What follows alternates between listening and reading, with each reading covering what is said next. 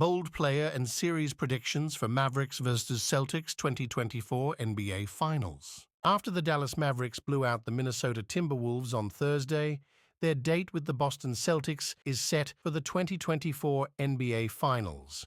Now it's time to start looking ahead with some bold predictions for the series. Will Luka Doncic or Jayson Tatum emerge as the finals' best player? Who will be the biggest X factor?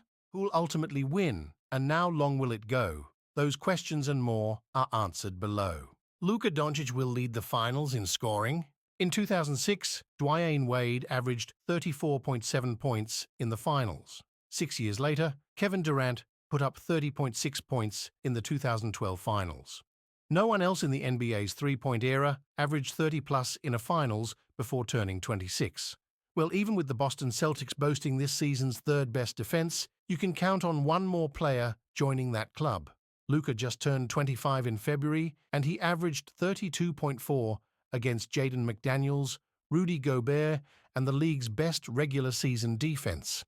Even with the Minnesota Timberwolves' aggressive and overly physical defense, Luka was able to control possessions in his typically dominant fashion, getting defenders on his back, rising up for jumpers all over the floor, spraying out to shooters when he's bottled up, and producing legendary moments as both a scorer and passer. In Game 2, he got Gobert backpedaling before drilling a step-back, game-winning three with 3 seconds left. In Game 3, he put the nail in the coffin with a drive and lefty lob to Daniel Gafford that about brought down the American Airlines center. In Game 5, he immediately set the tone for what would prove to be the series clincher by scoring 20 of his 36 in the first quarter. Luka will continue to dominate against Boston, despite the depth and variety of defenders it can throw his way. The Celtics have tenacious guards in Dereck White and Drew Holiday, and versatile wings in Jayson Tatum and Jaylen Brown. But at this point, it's fair to say there really isn't an answer for playoff Luka. Thursday's Game 5 win over Minnesota was Doncic's 45th career playoff game. He has 1,400 points, 425 rebounds, and 370 assists in those games. No one else matched or exceeded all three totals in their first 43 playoff games. And you have to drop the qualifiers all the way to 1,100, 300, and 300 just to add LeBron James and Oscar Robertson. Jayson Tatum will find his outside shot. Jayson Tatum has received criticism throughout this postseason, but he's 12-2 and averaging team highs in points, 26.0, rebounds, 10.4, and assists, 5.9 per game. It says something about the standards he's set for himself that's drawn criticism, but his three-point percentage has to be at least mildly concerning. He's taking 7.1 triples per game, but he's only connected on 29.0% of those shots. If he keeps shooting from the outside at that rate, Boston is going to have a hard time keeping pace with the red-hot Mavericks. But Tatum had hit 35.9% of his postseason three-point attempts prior to 2024, and it feels like the dam has to break at some point. Dallas has multiple defenders who can at least bother Tatum outside in P.J. Washington and Derrick Jones Jr., but the Celtics' offense generates tons of good looks. They were first in open three-point attempts and 8th in wide-open three-point attempts this regular season, and Tatum will knock them down at a rate closer to his career norms in the finals. Dereck Lively will average a double-double. Perhaps the biggest reason for the Mavericks' mid-season surge, which has them in the finals, is the full 48 minutes of high-end rim running and rim protection they get from rookie Dereck Lively and deadline day acquisition Daniel Gafford.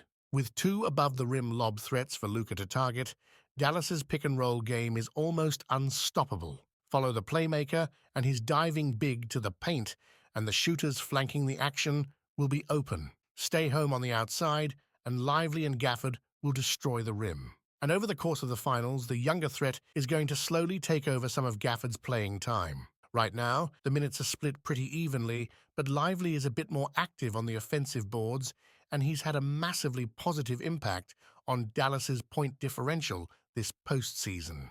On the game's biggest and brightest stage, when the margins are usually thin, slight edges, like the one Lively has as an offensive rebounder, can make a big difference.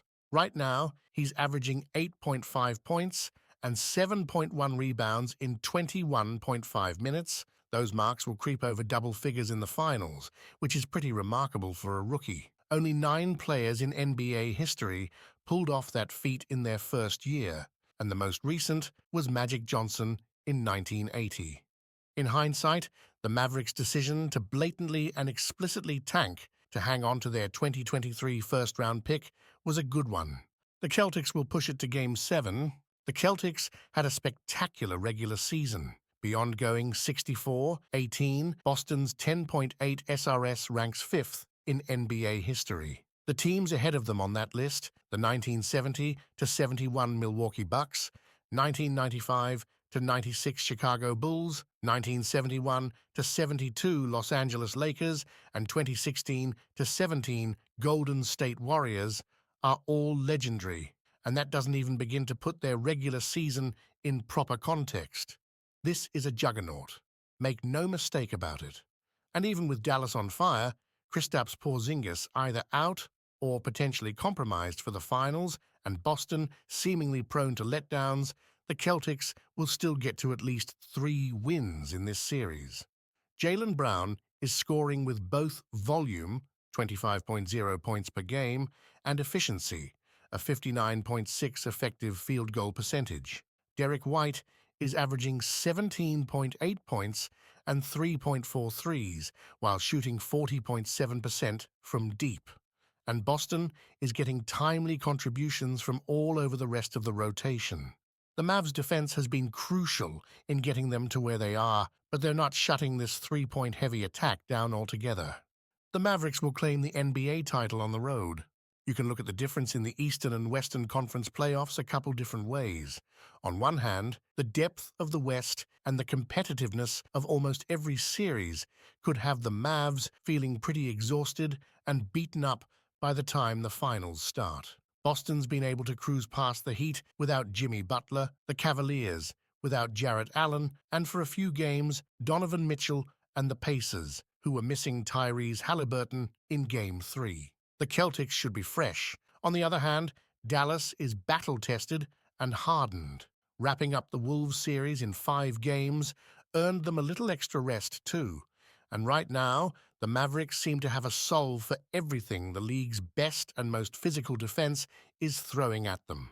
As TNT's Reggie Miller noted during Game 3 when he compared them to Mariano Rivera and Dennis Eckersley, Dallas has the 2 best closers left, standing in Doncic and Kyrie Irving. Those two are surrounded with size, defensive versatility, and talent that knows it's there to lift the stars. When these games get tight, Luka and Kyrie will make just enough more plays than Tatum, Brown, and White to win this series in 7.